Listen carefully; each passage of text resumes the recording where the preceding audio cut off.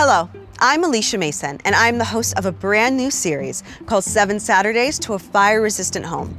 Each week, we'll talk about ways to make your home safer and more resilient in wildfire season. We're going to show you 3 simple and easy things you can do today that can help protect the immediate area around your home. First, we're going to teach you how to spot and remove the little things that increase the risk of your home catching fire from embers. Next, we'll clear those stubborn gaps in your patio or deck and demonstrate how to properly maintain other vulnerable spaces like your roof. And finally, we'll show you how to remove combustible items to better prepare your property for a wildfire. If you've ever had a question about where and how to store items such as patio furniture and propane tanks, you're going to want to stick around. But I need some help. I want to introduce you to the former chief of the CAL FIRE Butte Unit and now senior public safety specialist at PG&E, David Hawks. Thanks for having me, Alicia. All over California, our summers are getting hotter and drier and our fire season's longer. I've seen it firsthand myself, working 31 years as a firefighter. It seems like every fire season is worse than the last one. And with this year's severe drought, we all need to do a little bit more to get ready. Firefighters work to protect homes from wildfires, and it always makes their job safer when residents have prepared their homes beforehand. And that's why we're starting the series in the first place, right, David? Exactly, Alicia. Well, I'm ready.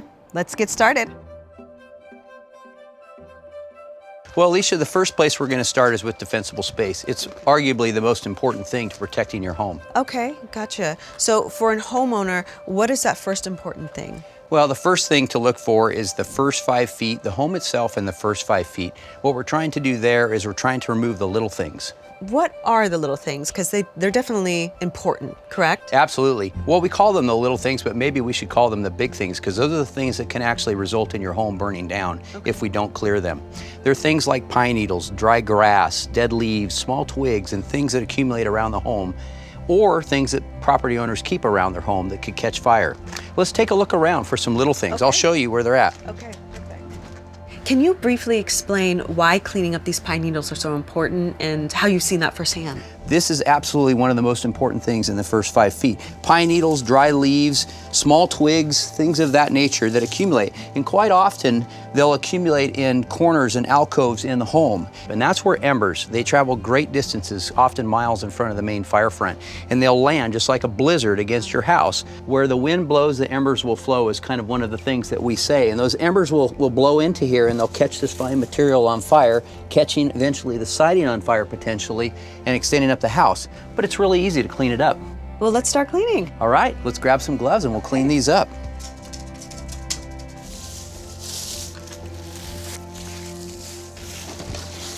All right, well, this is easy. Yes, now that we've cleaned up the patio, it's important to remember that there's other locations like decks that are vulnerable.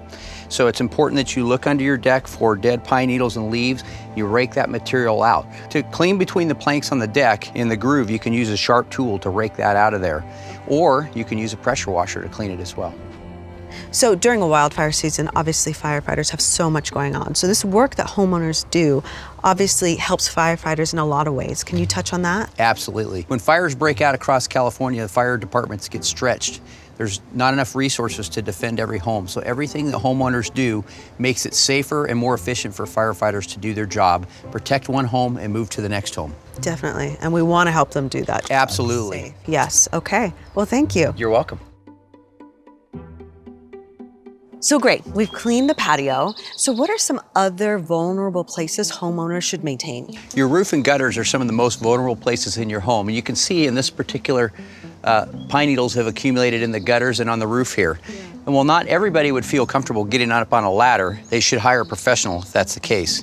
But here, I feel comfortable and I'm gonna get on the ladder and clean these gutters. So what are the best tools to use for this type of work? Good question. They sell a cleaner that you can get down in gutters and clean it out, but I've made this tool here. It's nothing more than a broom handle with a 90-degree bracket and a hard piece of plastic. It allows me to reach out about 5 feet on either side of the ladder at a time. Okay, well, very inventive. It also seems very cost-effective. Yes, nothing more than a broom handle, little L bracket, probably $10, $12. Perfect. All right, let's get cleaning.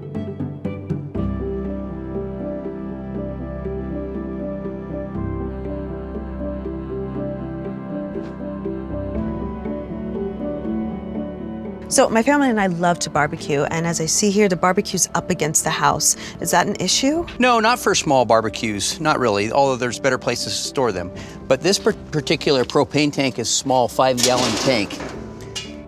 With this 5-gallon propane tank, what's important is to make sure that the fitting is snug, not over tight, but good and snug.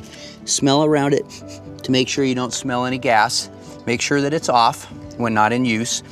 And then make sure that it's sitting on a firm slab foundation or in the propane holder in the barbecue. So what about bigger propane tanks? Well, larger propane tanks are required under code to be placed away from the home when the home is built. The smaller propane tanks are not as serious a problem and can be kept closer to the home. But because we have room here at our house, we're going to move it out to a more open area where it's away from the house and it's away from other forest fuels that can put heat on this propane tank. Okay, well that sounds good. Let's move it. Okay.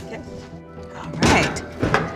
Okay, so is there anything else that we should look into? Yes, we really need to look around the home to see if there's any firewood stored. Firewood should not be stored up against a home. Okay, well let's go do that. Okay. Okay.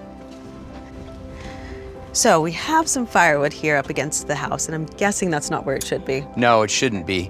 We need to keep firewood at least 30 feet away from the home. We also should be looking for other combustible material, old cardboard boxes, anything that could catch fire.